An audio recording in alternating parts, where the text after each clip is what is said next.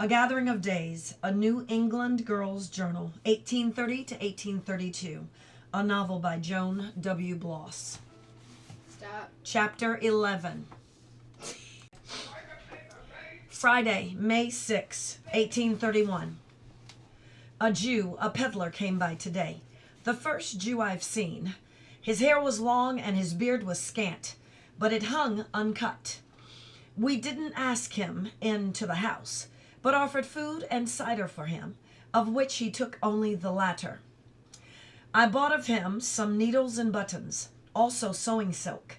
He had scissors for sale for 12 cents each, and some for twice that amount.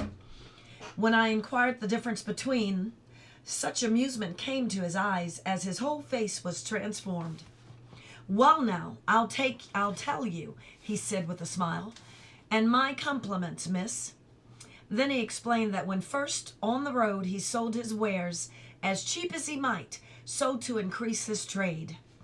But customers told of his prices believed he carried tawdry stuff.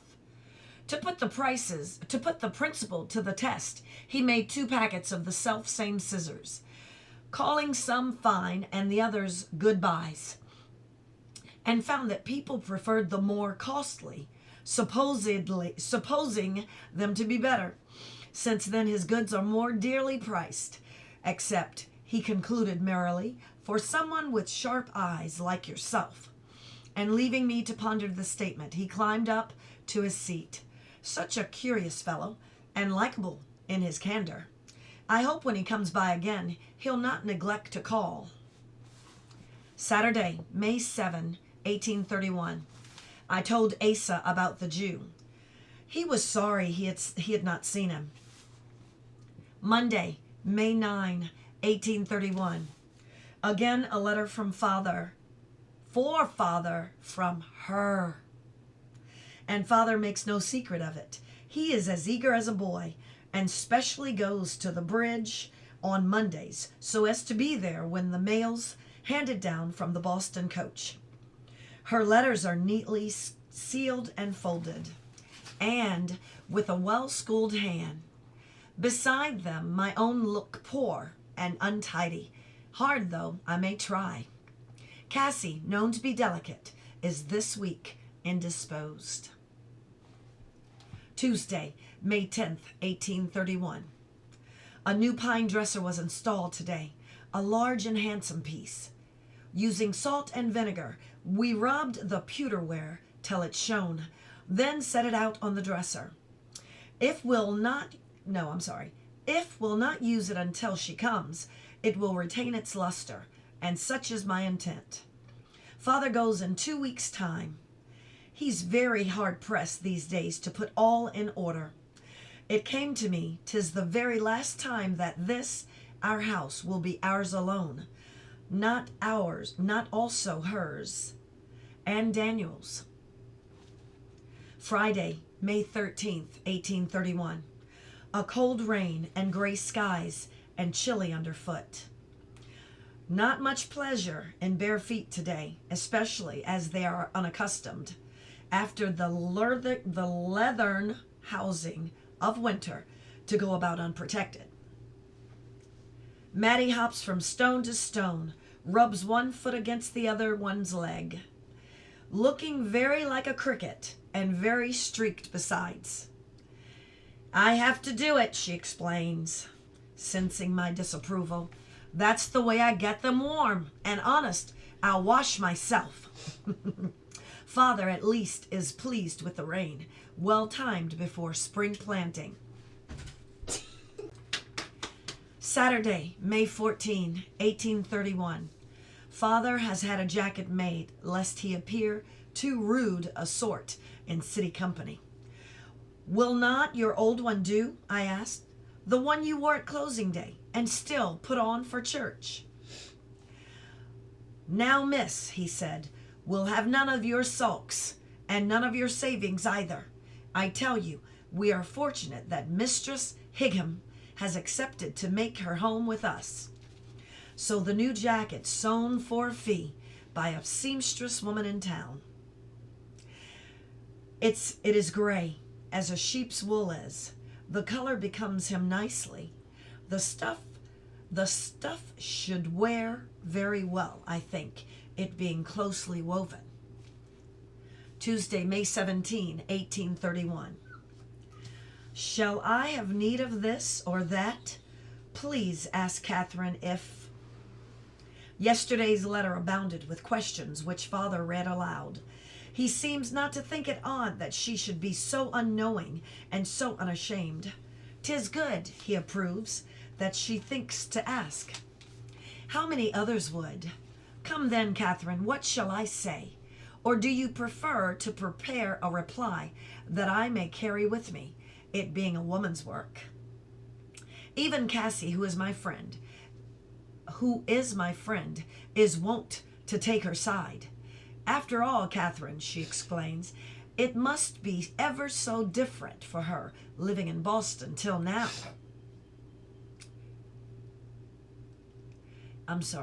After all, Catherine, she enjoins, it must be ever so different with her living in Boston till now. Wednesday, May 18, 1831. Father departed this morning.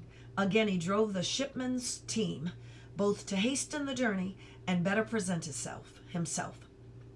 The wagon itself we washed with care and have recovered the seat. The case in which father packed his clothes bulged with a new-made woolen jacket, a fine linen shirt of Mr. Shipman's, and other items, his own and borrowed, that he will wear for the wedding itself or in the course of his stay. Also in the back of the wagon were some brooms to be traded.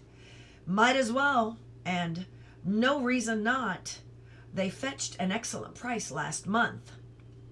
They will do so again.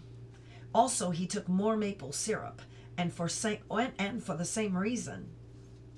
We do not generally trade 2 times, but father's determined to make a fair impression on Mistress Higman's family, and will not appear before them without his pockets lined. He gave us each a kiss on parting. Look after your sister, were his words to me. Then quickly he mounted the wagon seat and adjusted the rein. I did my best to return his smile, and waved till he was gone. Sunday, May 22nd, 1831. On this day in Boston they married. I will not call her mother. Thursday, May 26, 1831. She is less tall than I expected, smaller even than Miss Shipman, and plainer than Aunt Lucy. Daniel, too, is plain. He, however, is rather tall, with a sprinkling of freckles, and none too large a jaw.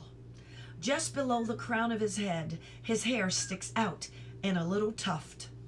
D brushes it often, in nervous gesture, but this avails him not. Yes, sir, no, sir, and thank you, sir, were all he said today.